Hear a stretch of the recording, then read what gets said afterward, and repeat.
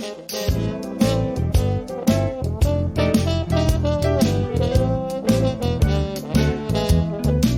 everyone, you're tuning in once again to Deeper Grooves, Musicians on Music, hosted by Cliff Beats and sponsored by California Soul Music record label. I get the pleasure of talking with LA's own Miles Mosley, an amazing bassist who has a great single, Brother, out right now and has done an amazing album. He's toured with Kamasi Washington. So excited to be able to hear from him today. Please help me welcome Miles Mosley. Hello Miles, how are you? This is Cliff Beats calling from Deeper Grooves. Hey, what's up? How are you? Good, man. Just getting the old day up and running on its feet. What's going on with you?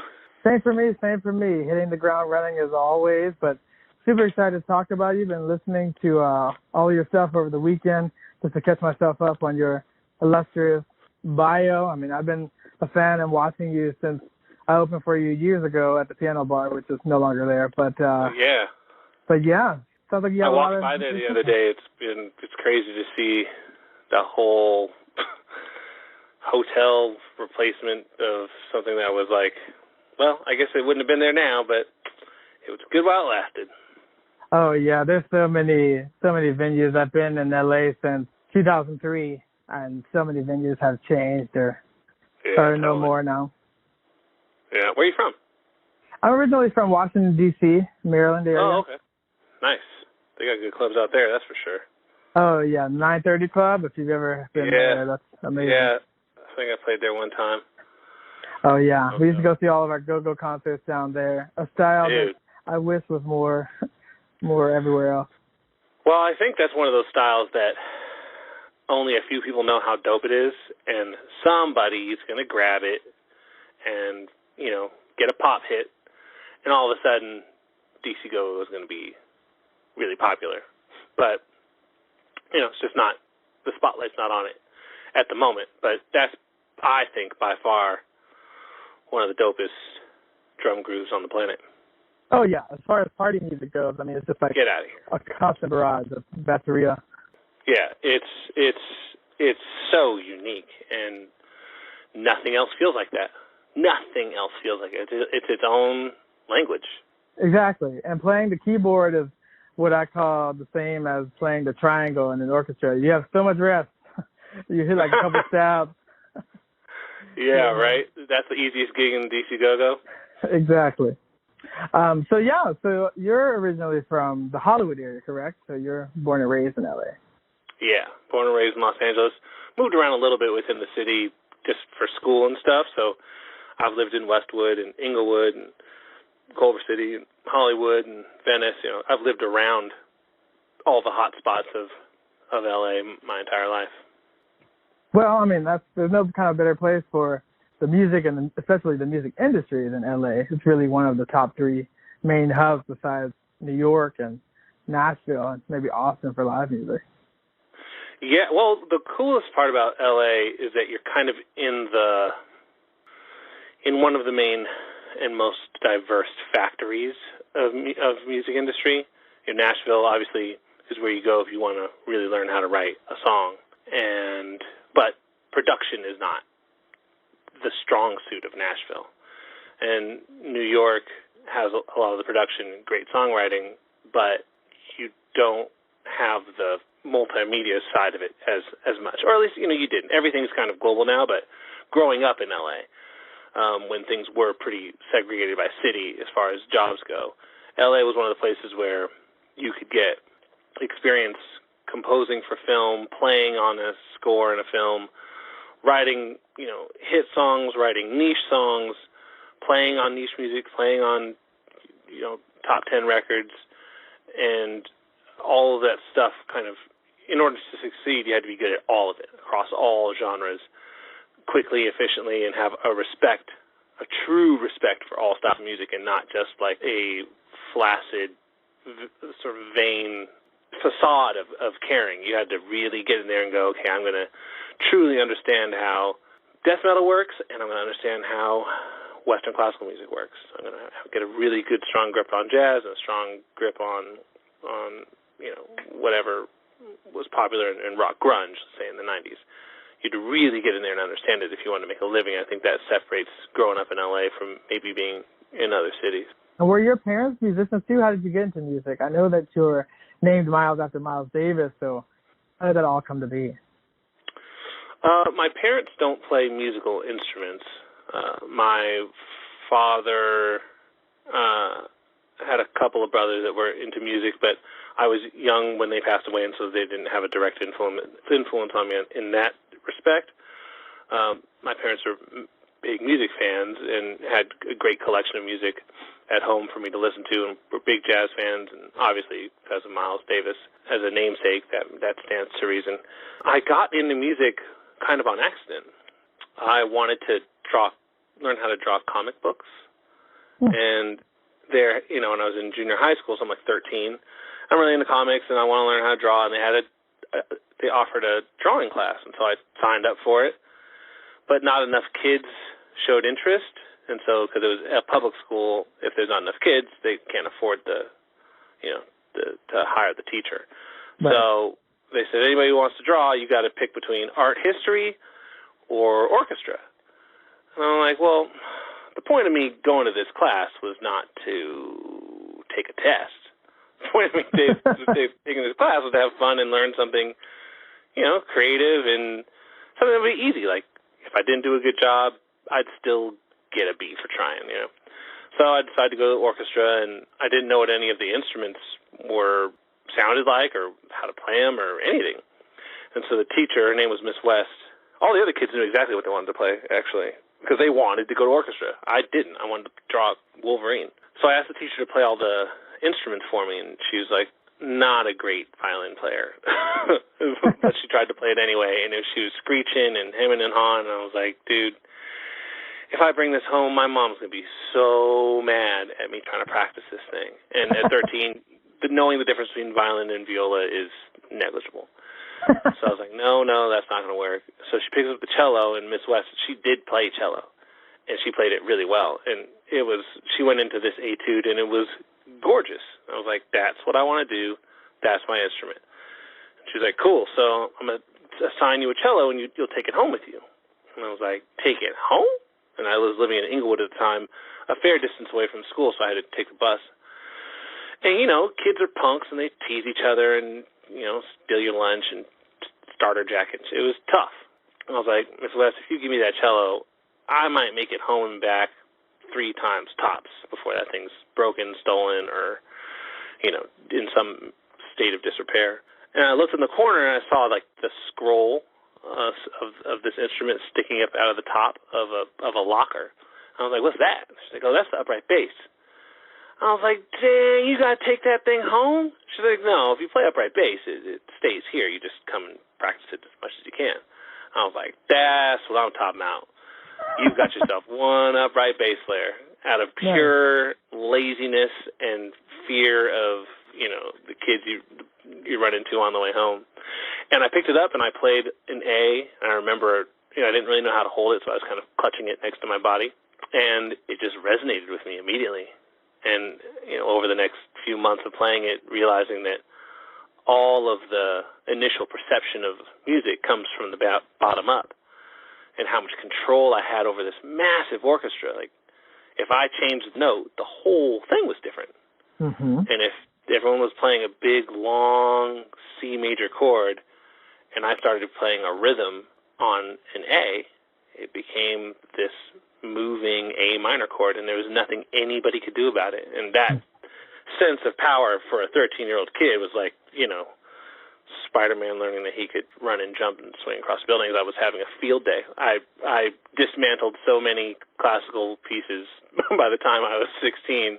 I knew it was something that I was going to really gravitate towards. And also, I was good at a lot of the more difficult roadblocks, so I wasn't discouraged very often along the way because I had pretty good hand strength and my dexterity and intonation and speed and a lot of vibrato. These things kind of came naturally, and I had really good teachers. My parents got me private study with David Young from the LA Chamber Orchestra and John Clayton, and so I didn't have a lot of the disappointing roadblocks that some people have to grind through that make you either level off or make it not fun.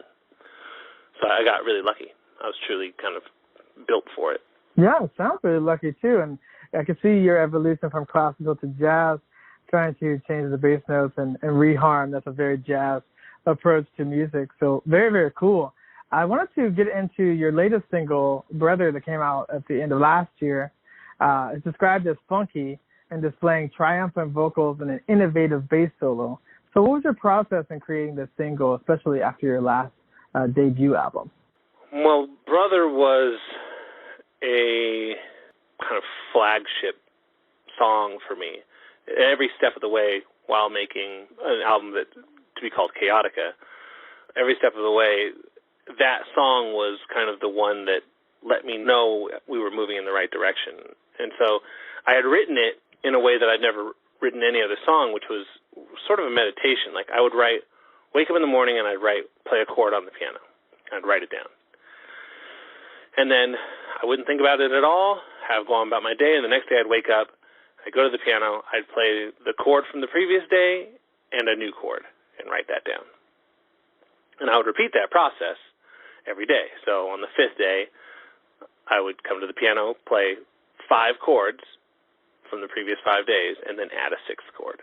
And I did that for a month. And if you kind of go through Brother, it's roughly 28 or 30 chords.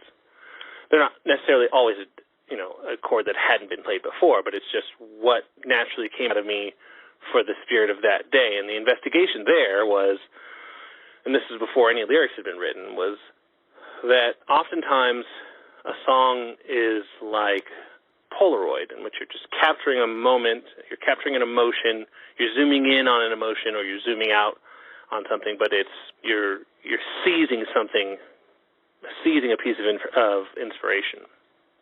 And I wondered what would happen if you continue to do that, continue to instill inspiration into a piece of music through the entirety of its writing process, so that just because I may be feeling good today, it doesn't rob the song of the ability to express how I feel 4 days from now, which might be really crappy.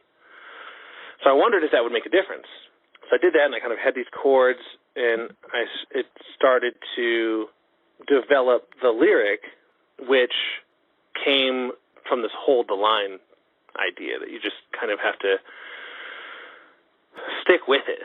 And so this song that is kind of me sticking with it for a month, that was sort of the theme, and then translating that into how we climb through our lives. And that sometimes the only thing to do is to just bear with it, and in that you will find your options and your choices. And so I write the lyric, and I'm really happy with the lyric. It's got kind of a Marvin vibe to it. It's got a little bit of a Curtis Mayfield vibe to it. So I'm happy with the lyric at that point. But the song stops at Hold the Line. And so it's time to make the record. I bring it in, and I play the song for Tony.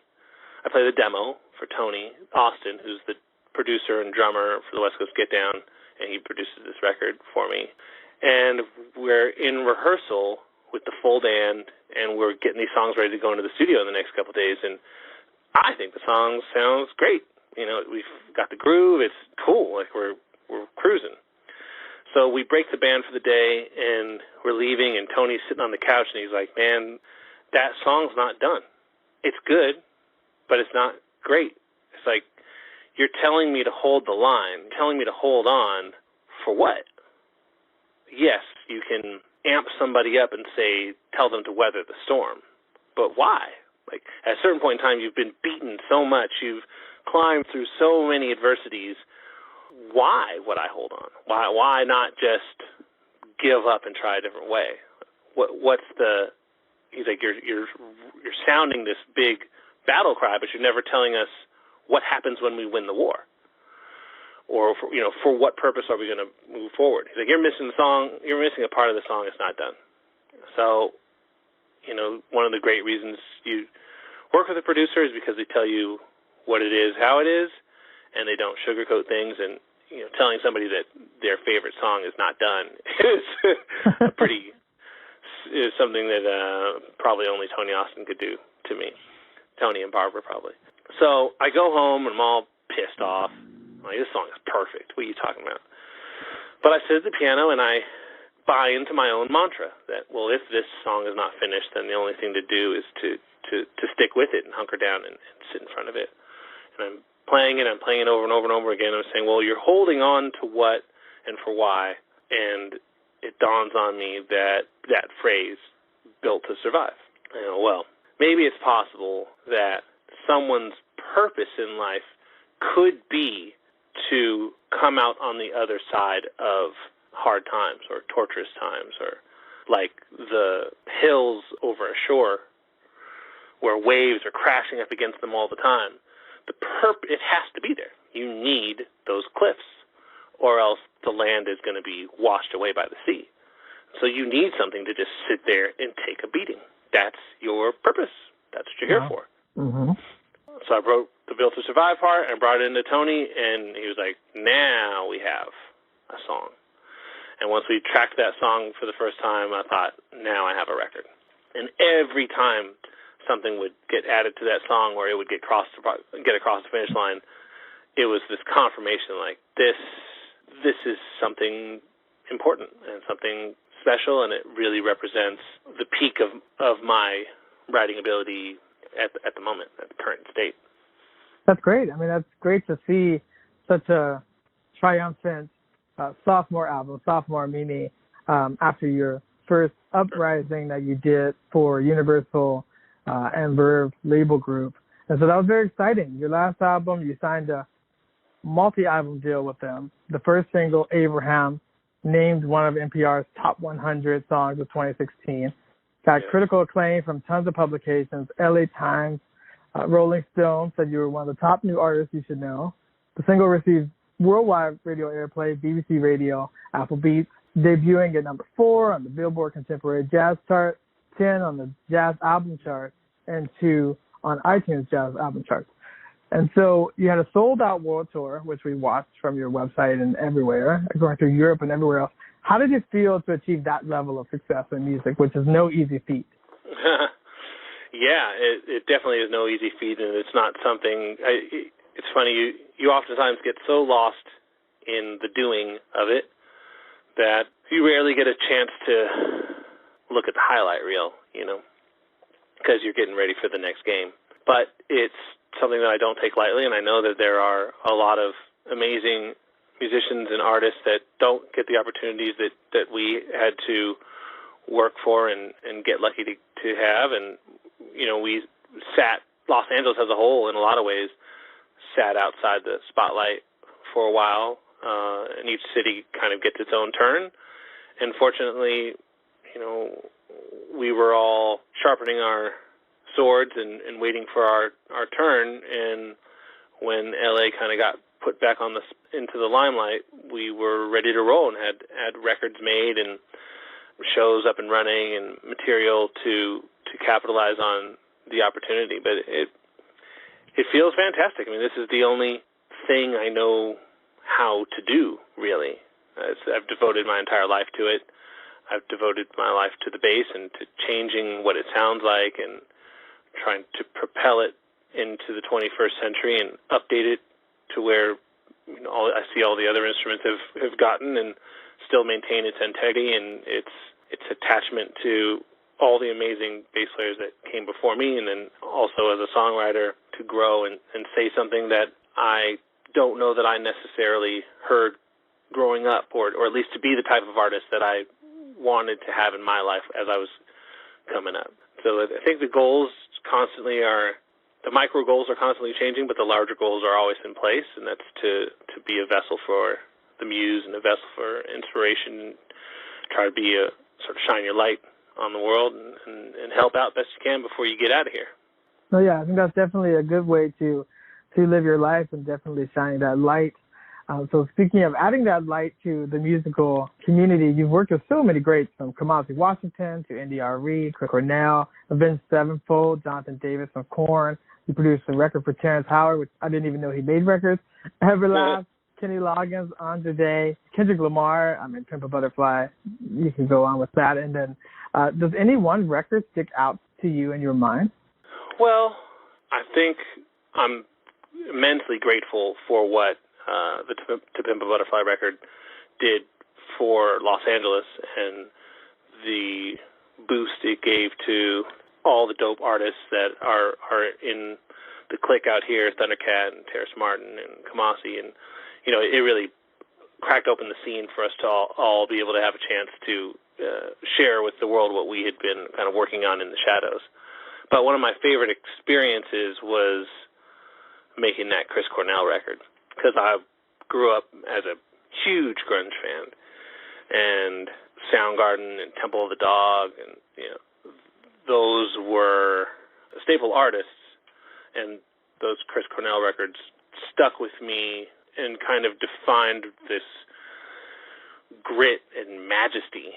And to be able to play bass on a Chris Cornell record and hear this guy, like, he can write 3 songs a day without cracking a sweat. And every take is record ready. He's not missing notes along the way. He's not like, oh, let me learn that better. It's kind of distracting to be around a legend like that, such a quintessential voice, something that has defined a genre of singing. It can it can be hard to focus, but he was really kind to me, and we talked a lot about him coming up in Seattle and what it was like to share the opportunities from one band to the other during this time when grunge was exploding and record labels knew that there was money to be made off of these artists, but didn't necessarily know how to find them or didn't really know or care about the music. And so, the way that you get from Alice in Chains to Pearl Jam to Jane's Addiction to Soundgarden, they're friends, and they're telling their labels, like, if you think we're dope, you should go check out Ned's Atomic Dustbin. And then all of a sudden, the community as a whole gets put on, and everything is better. And I think I learned that lesson mainly from my time talking to Chris and just asking him how it happened. And we were able to practice that with the West Coast Get Down, sort of sharing the opportunities and making sure that, or at least trying to ensure that when one person has an opportunity, someone else in the clique gains something from it as well. And if you constantly share things, it's hard for any one person to lose it all, because you've given some of it for safekeeping to the people that you trust and love. And that stuck with me for a long time. Oh, yeah. I mean, I definitely agree, too, that we're stronger together, better together. And, you don't want to make it to the top and have no one around. You want to have your friends and your homies around, especially your musical community. And I think that's great that you're building something. And I think that's great that LA is getting the shine that it has deserved for many years, and it has a spotlight now with the West Coast Get Down. And so is there any artists that you haven't worked with yet that, if you were given the chance, you would love to work with? Oh, man, there are so many. I really like what Moses Sumney's doing. Big Anderson .Paak fan. Oh, yeah, of course.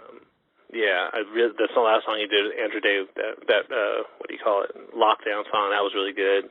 Really, really good. Yep. Brittany Howard is dope. I think she's a tremendous singer. I'd like to work more with, cats like Christian Scott and Glasper and those dudes. I think the more things kind of cross-collaborate, the better. Nubaya is dope out in London. That's the saxophone player. She's killer. She's managed by SBMM, my management team, and she's super dope. She just put out a new record too. I'd like to see in general the London scene and the LA scene mesh together, because I think there's a lot of the same attitudes and magnetisms, or even like safeguards up between the two. And I think it's crucial for artists to recognize when people are defining encampments and kind of separating us, like, oh, well, there's New York jazz, there's LA jazz, there's London jazz, and those things aren't the same. As soon as you hear something like that, you should all get in a room together, because that's not true. And that's counterproductive to go, we've lived through versions of that and they never work. East Coast hip hop, West Coast hip hop. It's like, I mean, yeah, there are sonic differences, of course, but healthy competition is important. To box one another out is dangerous, I think, for the art form, for the longevity of the art form. Who else would I like to work? I mean, there are so many. Bon Iver, I really like him. Oh, yeah. He's a fantastic songwriter. Francis and the Lights, great songwriter. I really like Phoebe Bridgers. I think she's a fantastic lyricist and songwriter. Yeah, there's lots of stuff. I wish I could bring some people back from the dead too, but you work with what you got. Oh yeah, I mean that would open even a much bigger list. Yeah, right. You could do that. And so then, what would be your advice you would give a young musician starting out now in music? I think my main advice would be to understand that music is something between you and the heavens. Like it's learning to make music, play an instrument. That's a beautiful thing, and you should do it. And I think everybody should learn how to play something. And making it will bring you so much joy. It'll brighten you up when you're down. It'll co-sign on different emotions that you have. It's a great tool for your soul. But doing that is different from a career in the music business. And it is okay to learn how to make music and not try and make money off of it. That's okay. You can have something you do for money and something you do for music.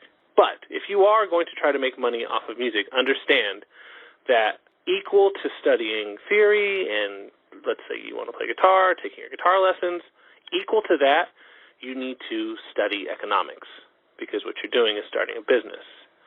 And that business is going to have to take a very small bit of income and stretch it out for long periods of time. And in addition to that, if you can learn how to take a little bit of money that you make from, say, a gig or from a recording contract or a publishing deal or whatever, if you can take a little bit of that money and make it into, with wise investment and an understanding of fundamental economics, make it into more money, then you'll never have to sacrifice the joy of making music for the necessity of making money.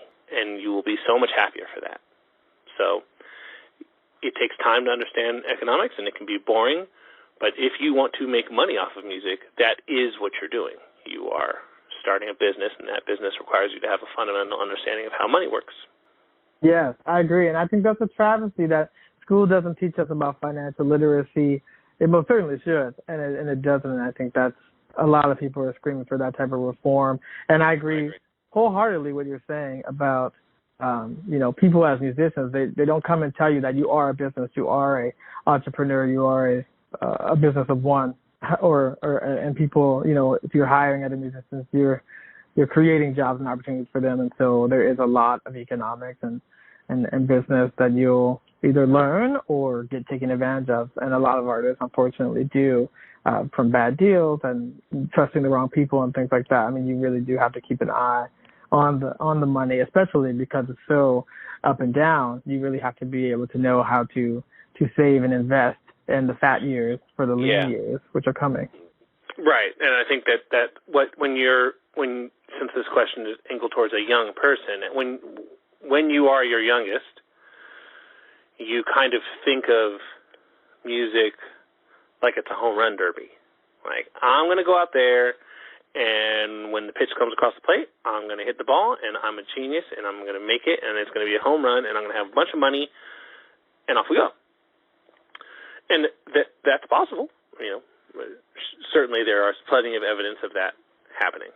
But it's also possible that you're going to get up there and hit a little line drive and, just make it around a couple bases, using that analogy to say that we oftentimes think of music and money as in these massive windfalls, and it actually can come in a lot smaller pieces, and you just have to know how to work it.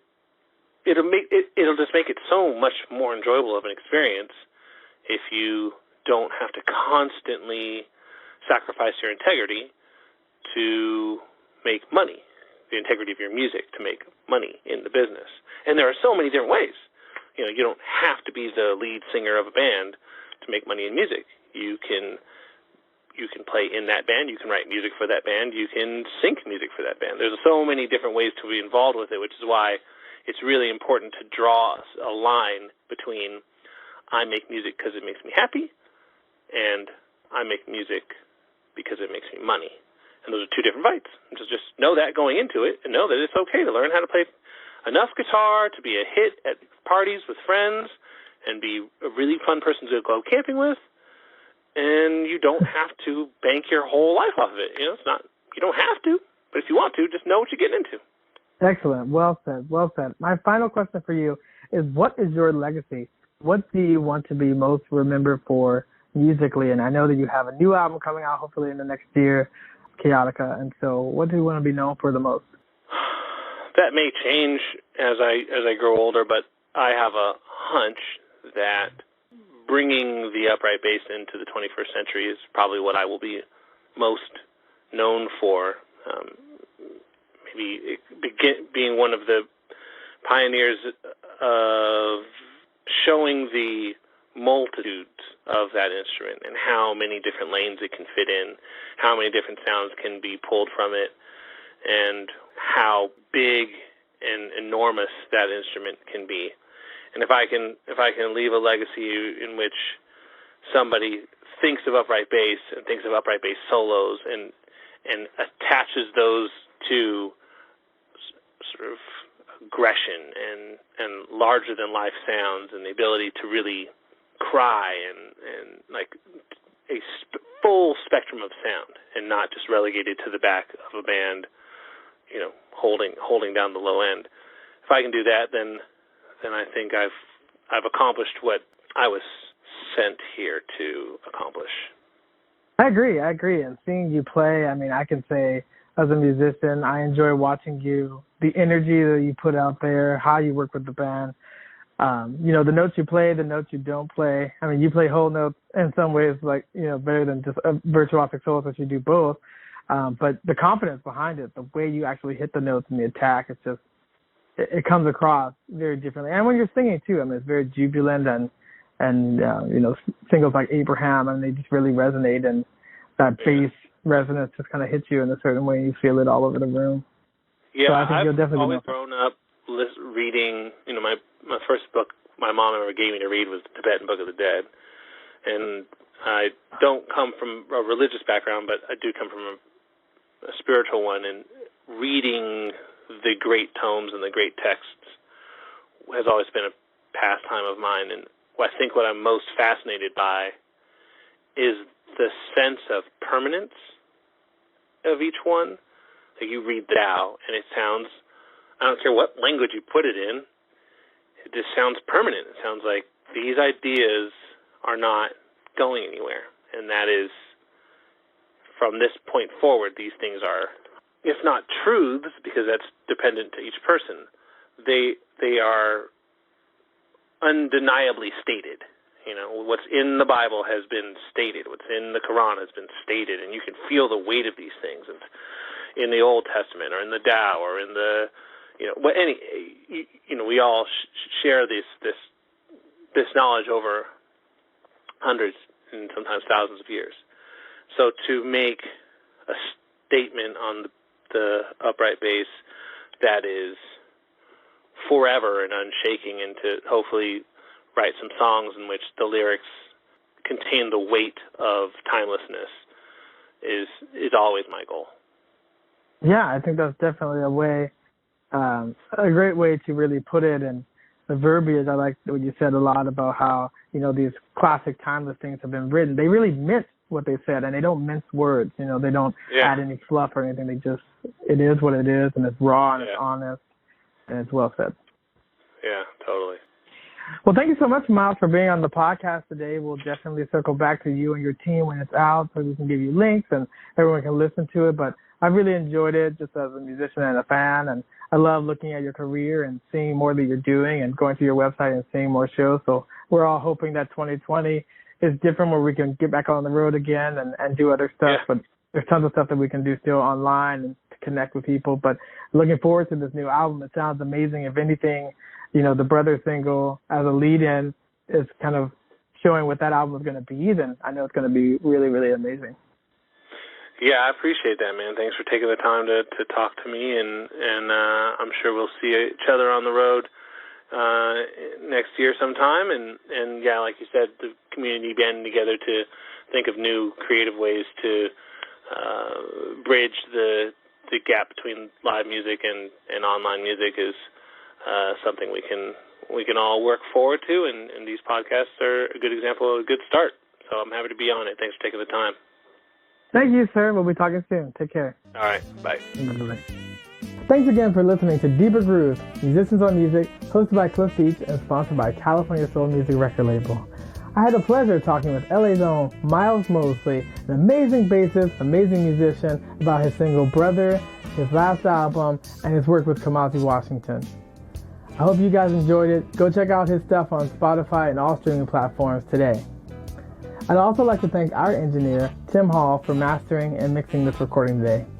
If you like what you hear and you want to hear more, you can check us out online at www.californiasoulmusic.com/Deeper Grooves or anchor.fm/Deeper Grooves. Until then, keep it snazzy, keep it jazzy. We'll talk to you soon.